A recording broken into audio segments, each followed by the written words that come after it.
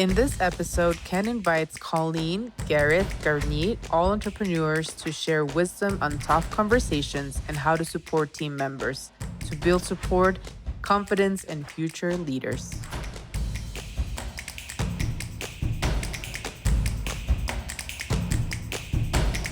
All right. Happy Tuesday. Good to see some familiar and unfamiliar faces. Love seeing those of you that join us on Zoom, on screen. We appreciate it.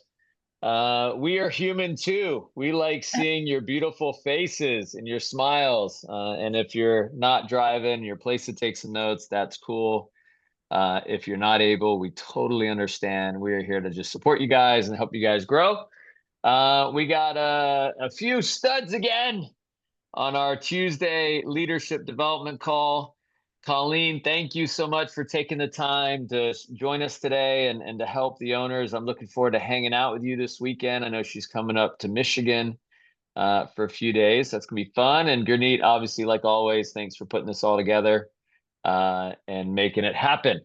So Gurneet, what do we do today? How are we going to help these guys? How do we help all these stud leaders? 140 of them and more coming in, trying to join us today. Even probably even more than that because they're Well, we they're have an joining on. exciting call for you guys, and I think it's such an important topic because we're going to talk over critical conversations and how do you have certain conversations and how do you build these relationships and how you can hold people accountable in certain roles. And we have Colleen and Ken here assisting us. But guys, like this is a topic where I think we should take a lot of notes, and it's the littlest things. These are the reasons why some leaders built really good teams and get onto ownership and build really good offices just on how they're delivering their messages and they're able to hold people accountable. So yeah, that's our topic today, Ken, and we should start. All right, rock and roll. So and Gurneet, and for the record, there's 140 people on. I have Spectrum internet at my house. It is the only thing besides 25 meg internet from AT&T. And it's been tricky the last few days. So I'm going to make you co-host, Gurneet, just in case I disappear. Just in case. Because that does happen on my calls in my office. All right. So scenario number one. Let's see here. You know, we have new people on our team. We're training new guys a lot. We have a new guy on our team with a lot of potential. To do well. But really isn't, I wouldn't say bought in. They're just kind of there in the office in the first week, 2 weeks. And the potential isn't matching up. The results aren't matching up. So what do you do in this scenario?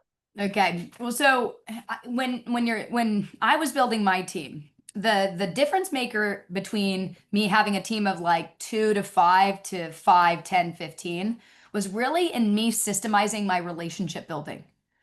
And I find oftentimes one of the why like people who have a ton of potential and who really could be absolutely great at what we do, but aren't, it's because we never took the time to invest in them in the beginning.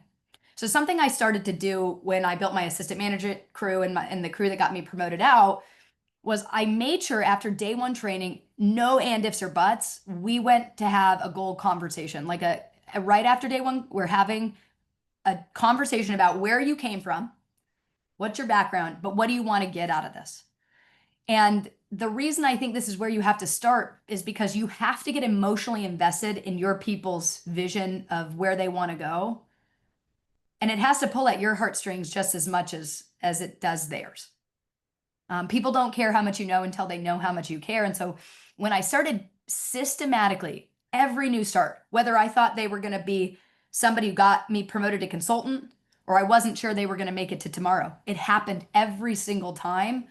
And we talked about, again, what do they want to get out of this? And where's their background? That's where it all starts. So if I was having a conversation with Ken and he hasn't necessarily been performing to the degree I know he can, I'm going to bring up his goals first. And that just shows that I was listening that time we were having that conversation. And I'm going to talk about his strengths, and I'm going to ask him how important those goals are to him. And then I'm going to be pretty directive after I emotionally connect about what he has to do in order to make those goals a reality. But people aren't going to do it just for the sake of selling more phones in Target. They're going to Right. do it They're for not going this. to be motivated to do that much. Yeah, Or exactly. energy. I see some energy guys on today, or door-to-door guys, right?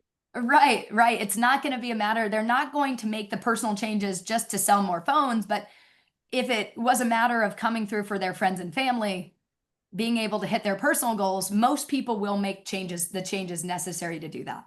So I think in this scenario, systemize how you're building that relationship with every trainee every time.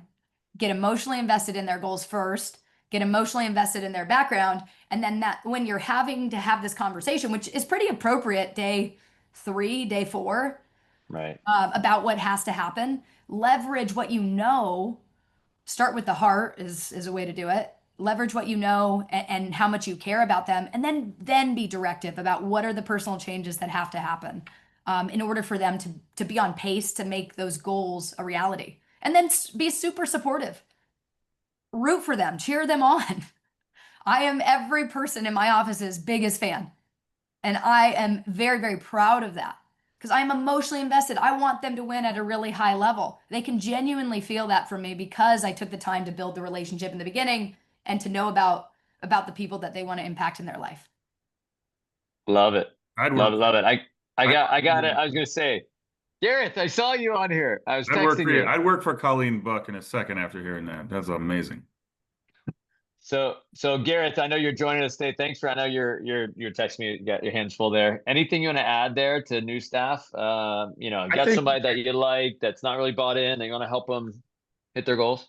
I think there's to Colleen's point. I like figuring out what's really important to people. Like I absolutely find that, what was it that she said that people don't know how until know how much care how much you know until they know how much you care. I think I can give you guys a story that'll hit home. I have a girl in one of our offices and she has kids, and early on she said, like, my goal is I want my kids to go to private school. And when we were like work backwards, and I was like, that's amazing. Like she's like, I didn't have that, something that's really important to me. And then kind of somewhere along the way, like her work ethic changed. And so I sat down, I was like, I just need to know, are we going to change the effort or are we going to change the goal? Because right now we're rocking homeschool, because, or no school. Because I don't want to have a goal that's not real. I want to coach you based on what you actually are going to accomplish. I don't want to make this stuff up. So I think loving on them is really important. Like Colleen said, I think that's really good, but also holding them accountable so it's not lollipops and rainbows. It's like people really care. Once they know that you care and that you check them on, the things they say they want to accomplish. I was like, you got to look your kids in the eye and say, look, private school is just not going to happen. You can imagine the type of value that holds, that I remembered that. I wrote that. Like I'm looking at, Anna and Jonathan, and I'm looking at Hunter and Sarah, all just feverishly taking notes. Like if you do that as a leader and you genuinely check your people on what they want to accomplish and you remember that, what you inspect, you can expect. And I'm telling you, there's so much value in taking a genuine interest. But I would revert back to everything that Colleen said, because everything, I mean, I got jacked up. I'm like, look, if you have somebody that's your biggest fan, and they care a lot about what you want to accomplish and they're willing to hold you accountable to it, there's not going to be a whole lot of people losing their faith in what they're doing if they know that they've got a support structure like that. That's one of the coolest things about our industry is, I agree. you get the love on And people. and I'll just add this, you guys. It's people yearn discipline. Great people yearn discipline. They yearn coaching, obviously support, love. So and you don't have to, even when you talk to people, and Colleen also said start with heart. Important conversations start with a genuine, how are you? How you feeling? Like I'm a little surprised you're not doing better. So I'm just curious, are you feeling okay? Because ultimately people will perform on how they feel inside about themselves. In my opinion, the performance in a week in a sales culture like ours is a reflection of how people feel. And so if I don't see performance high when they're skill, again, maybe if they're new, it could be a bit of skill for sure. But the other piece is, all right, how are they feeling? What's their awareness? What's their state of mind? What's the story they're telling themselves?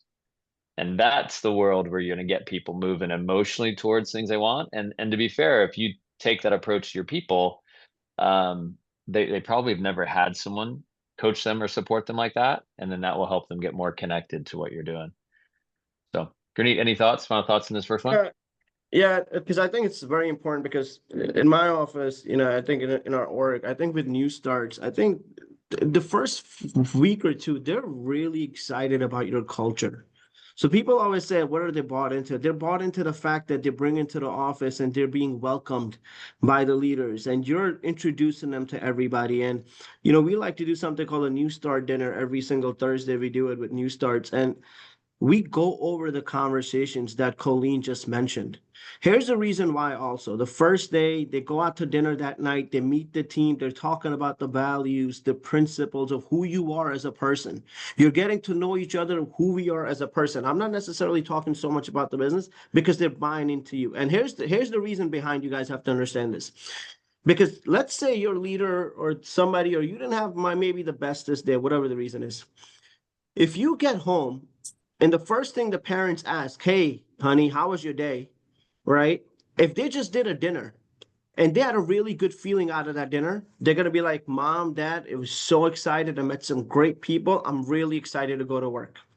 But let's say you did not have that conversation, or let's say you didn't do a dinner, or let's say you didn't have one of the other leaders that did call them before they got home. Hey, Connie, how's your day? Oh, we were in the field. We didn't do much. It was okay. The first thing they're telling them is what? Oh, maybe it's not for you. Maybe just quit. When we all know that's not true. It's the first day. They don't know any better, right? But it's the little things that make the big difference, right? The little things, the excitement. Hey, Mom, Dad, they took me out to pizza afterwards. We had a great conversation. I find out about him, his family, what he wants out of life. That's feel good. The skill level will catch up based on their energy, based on how they feel, right? So that's the only. Those are my few cents on that. Love it.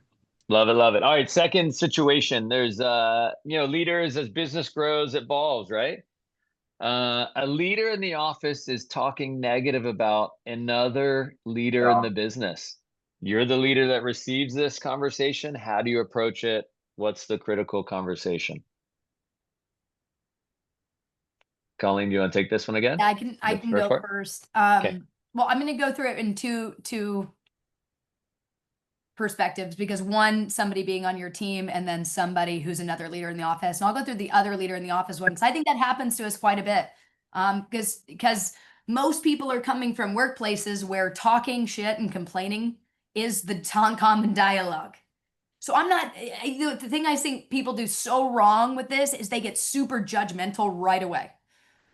And then they pounce on them like a tiger, or you're not supposed to say that, all this. And then it's like it's bad energy the rest of the day. You might as well declare you're both going to roll, because it's such it's such bad detached energy. So I think you got to first, like Ken has said, put yourself in their shoes and just acknowledge that, again, in most workplaces, complaining and talking bad about somebody else, having cliques, is part of what they've probably experienced. Now, that's not good or bad in itself. So when I hear that, I know I'm going to have to redirect back to the cultural principles and the value structure and being a good example. Most of the time, what I would do when I was a leader, when I would hear another leader go and shift into that mindset, is I'd be really jokey right away and be very loose with it. So let's say they start talking. I'm like, ooh, what are you doing? They're kind of, it's such a weird reaction. They're like, what am I doing? You're don't hit me with that poison. And I'm like really light about it, really fun about it. That's not what we do here. You're negging me out. Stop. Come on. We don't talk about that. Come on. Not a big deal. Come on. Right. And so that in itself is going to be a playful way to start addressing this isn't what we want to have happen. And then I'm going to like explain myself later on in the day when I have more emotional availability to do it. I mean, if you're in the middle of a target and this is happening, which is usually when these conversations happen, like it's not when you're in the office and everybody's having fun playing a game or when people are taking notes during a leaders meeting, you know, Gurneet's and doing a leaders meeting, somebody's not going to your left and saying, talking shit, right? That's not where it happens. It happens in the field. So I'm not necessarily emotionally available enough with customers coming by to directly address that, but I can at least side conversation it, make it still not tense. And then I'm going to explain myself before I leave. Hey, listen, I know had that conversation earlier today about so and so. I get it. I get where you're coming from. When I worked at other places too, I used to say stuff like that. Here's the thing. Here's why this is not going to contribute to our culture. And our culture is everything. Our team is everything. Here's the thing I'd suggest. Let's get you linked up with that person and let's build the bond. Whatever that problem is you have, we can totally fix it. Because I'm going to be a leader, right? I don't need to have that person be on my team to be a leader per se. Let's just fix it. Let's like take care of it within the next 24 hours. Let's squash it. So that way we can protect our culture. I think that's exactly what I would do. And even if that person is on my team, I might just be able to have a little bit more of an emotional, a deeper relationship to address it more directly. For most of us, though, it's happening with leaders who aren't on our team. It's just leaders we get staffed with in the office, and it comes out when they're in a high pressure situation when they're in the field and they've dealt with some no's. It's easier to deflect how you're feeling about getting rejected and focus on making yourself look better by talking to somebody else. So again, it's just like have awareness around why they're doing that too. It's usually not that deep why they're doing it. So it's simple to redirect it. Love it. Love it. Gareth, any thoughts on that? Gurneet? Yeah, let me tell you, I want to follow that. Nope. Yeah, like a one-liner is really drama needs fuel. So if you give it fuel, it will spread. So I'm famous for going, I don't want to know. I don't want to know. I don't want to know. Unless it's going to affect my business or my life, I don't want to know. I don't want to know. I also, I feel like I do a really good job. I don't care what I do, but I care a lot about who I do it with. I've never left a job in my life because of the job. I've always left because of the people.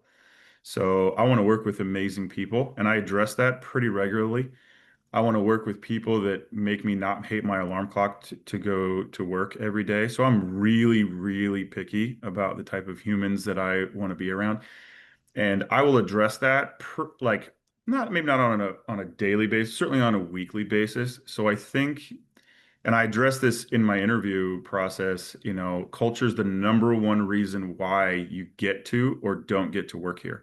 So if you aren't fun to be around and you aren't helping us move in the right direction, I can promote you to customer, which is just a nice way that you don't get to be here anymore. We can still be buddies, you just can't work here anymore. Like I have zero tolerance for things. It's not a tolerance thing. It's just a belief thing. I don't want to. If you're going to tell me something you can't say to someone's face, that's a really big character flaw to me. So I'll address that pretty quickly. But most of the time, I'm famous for going. I don't want to know. I don't. Love it. Love it. Gurneet, thoughts? Yeah. Yeah, it's this is one of my favorite topics because, you know, I always say that, you know, if you can't, so one of the things that this kind of happens in my office, and a lot of times this kind of starts from the core leaders. Because a lot of people don't realize this, the core leaders are the ones that talk a lot of crap about each other, and then it trickles down to everybody else. I literally had this convo yesterday. Oh, yeah. So it's not like, you know, you can't blame a new person to talk something about somebody because they probably heard it from someone else, right? And one of my biggest things that I talk about with my guys a lot is like, look, I don't need you to come complain to me. I need you to be the firefighter. You want to show me that you can run an office, you got to be the leader. And look, I was like, look, even if that guy's doing something wrong, you take the responsibility to go have a conversation in a very respectful way. I'm like, and what I like to teach my people is that, look, everyone comes from different walks of life, different upbringing, different values, different principles. Not everyone's going to align with what we do, and they will understand that. You have to be the leader and an inspirational character in the office that no matter what's happening, people feel comfortable to come talk to you.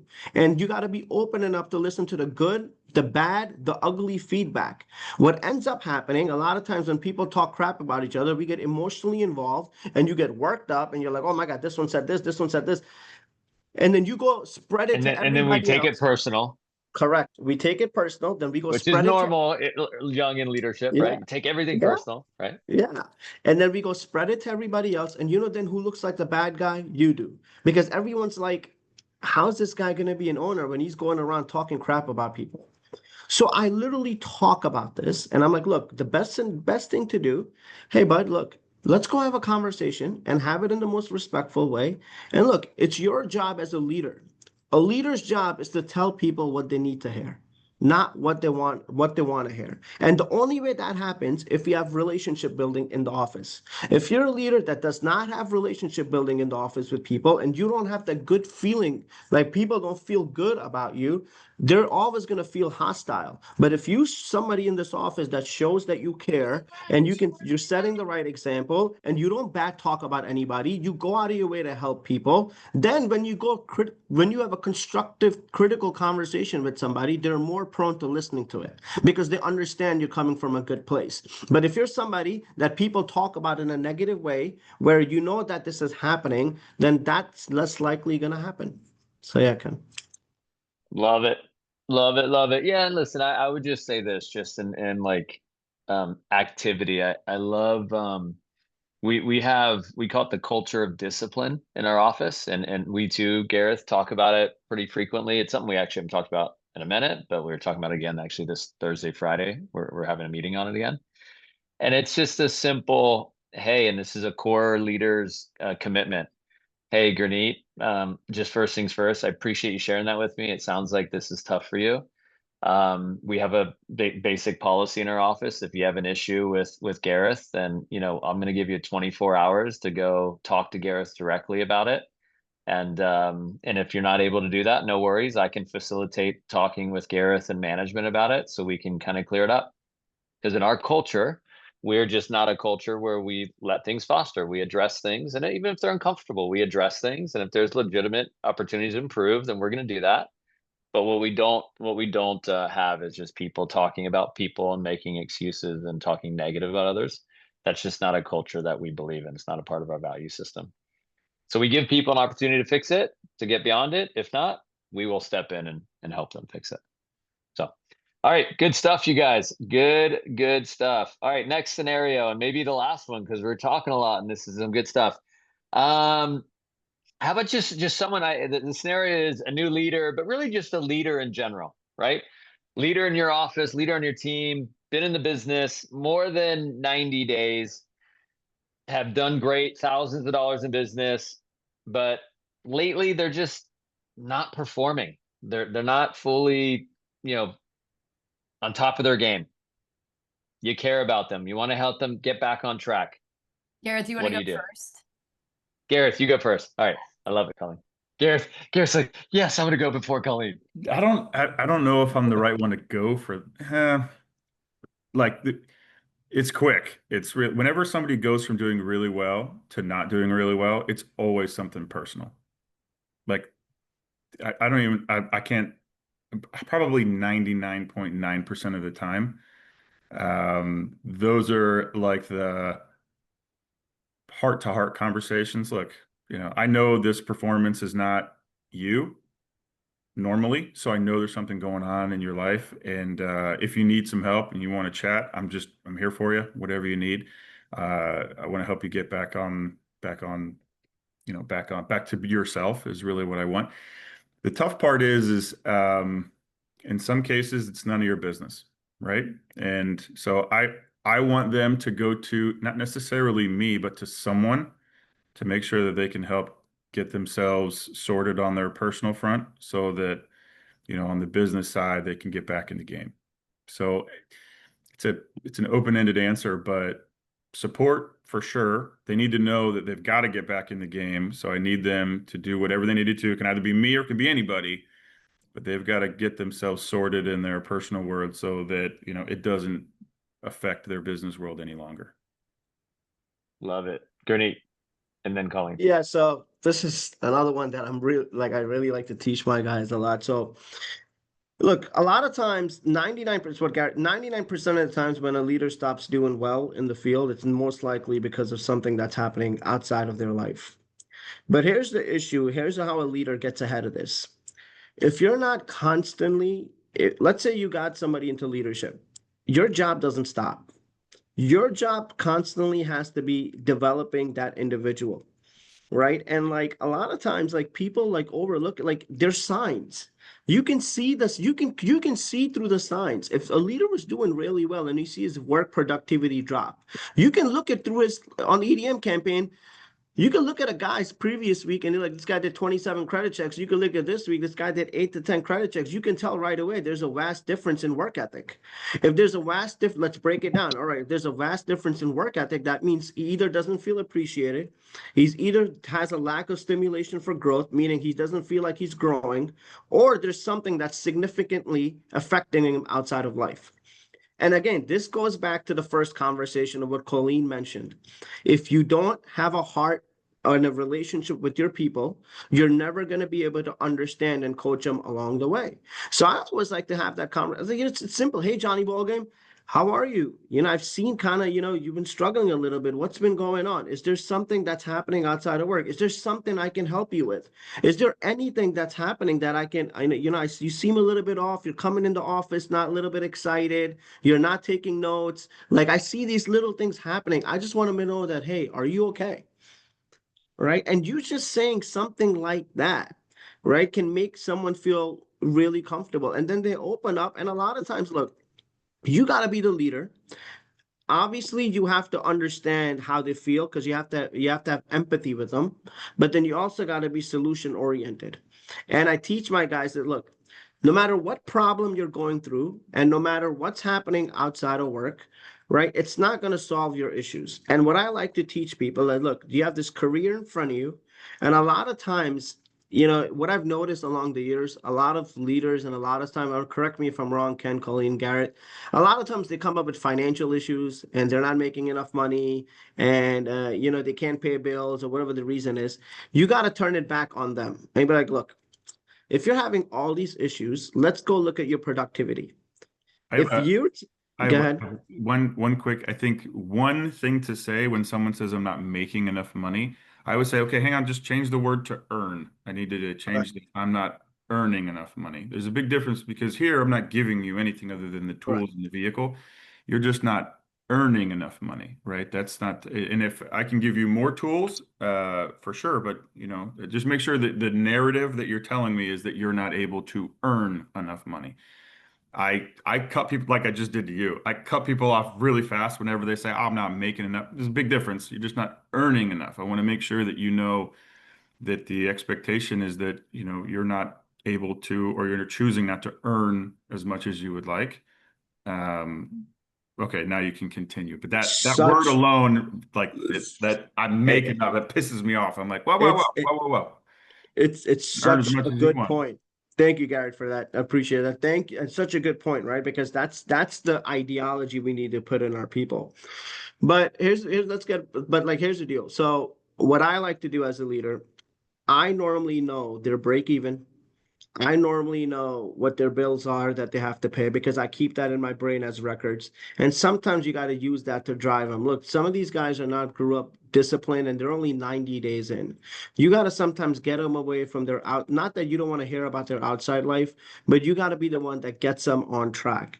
And this needs to happen with constant conversations and development of your people, right? So for me, it's very important that, again, relationship building, emotional bank balance, going out of your way and understand, being the person that you feel like they can listen into, and then bringing it back to the business. Because if they concentrate on the business and they earn more money, which will help them solve a lot of their 90% of their issues outside of work, which means they'll be more stimulated in growth.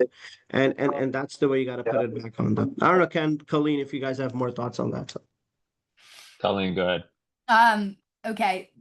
If I have a newer leader, and I'm going to just go back into when I was building my crew, something Adam Dorfman taught me really early on was you fix the roof when the sun is shining. Okay. So if I see that happen, so let's say, I know my new leader had a lower productivity than he or she, because again, I have a production log and I'm tracking my guys' production. So that's something, if you're not doing that, that might help you be aware. I'm going to talk to them on Sunday and I'm going to say, hey, on Tuesday or Wednesday, I normally don't get time with you because I'm building my team. I'm with new guys. I'm going to make time for you. Let's go out Wednesday. Full day, baby. You get all of me. Let's go in. You had a couple of kinks last week. Let's fix it. Let's just figure out what it is. And I'm going to spend that whole day and we're going to have a monster optional day.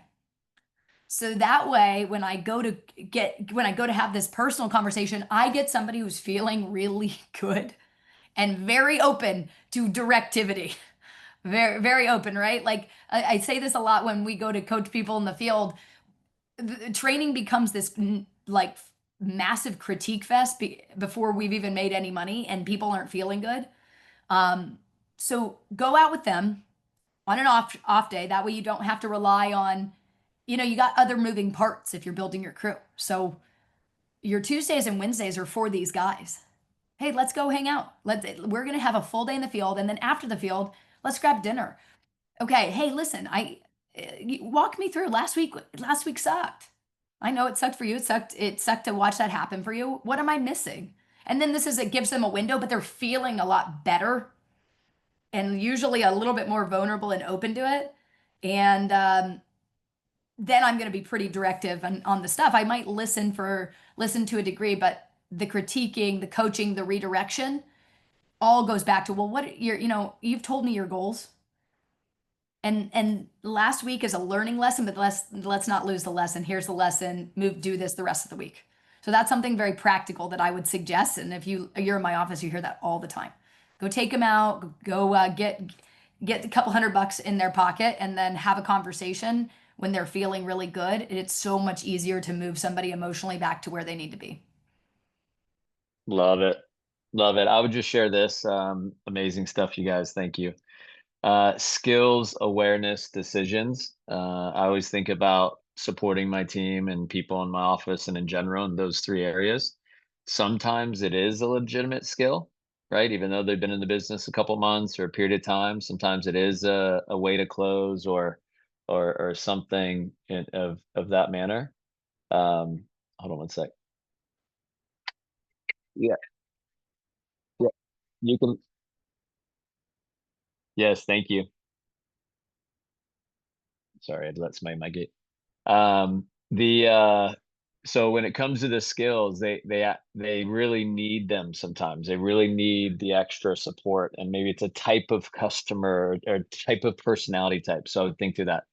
Awareness is, are the standards clear? So many people and so many offices, so many owners, the standards aren't very clear. Like some weeks there's standards and some weeks there aren't. I know in our office, we go over the standards and what happens when you're on standards, what you earn, and also what happens if you're off standards for multiple weeks, what the conversations are. We're just transparent about it. So we say it all the time, the board on the wall, as everybody's numbers, that runs the business. Ken doesn't run the business. And then lastly, just decisions. And then, with decisions, I think that comes with how people feel. So the more you support people, spend time with them outside of work, and you just show up for them when they need it, in my opinion, they'll make the right decisions. Because at the end of the day, people are going to make millions of decisions without us, right? Friends, family, people in our offices. If you spend good time with them, they oftentimes will have the right value system to make the right decisions. So cool.